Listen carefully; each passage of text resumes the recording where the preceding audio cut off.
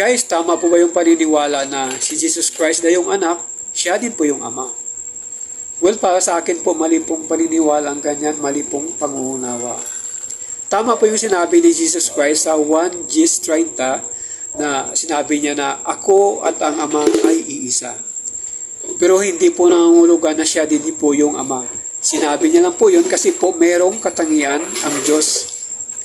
Meron po siya, ang Diyos po merong tatlong katangian, di ba? Iyon po yung Holy Trinity. Merong Diyos Ama, merong Diyos Anak, at merong Diyos Espiritu Santo.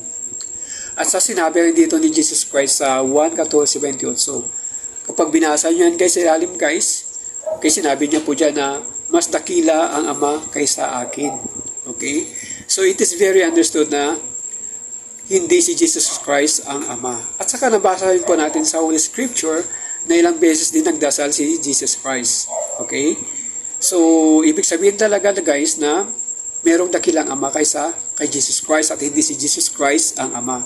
Siyempre nagdasal siya, hindi pa sa sarili niya, di ba? Ibig sabihin na siya yung Diyos Ama, siya yung sa langit, tapos siya rin yung nagdasal, di ba? Napaka-awkward ng pananaw kapag unawain natin ng ganun. Okay? Tapos,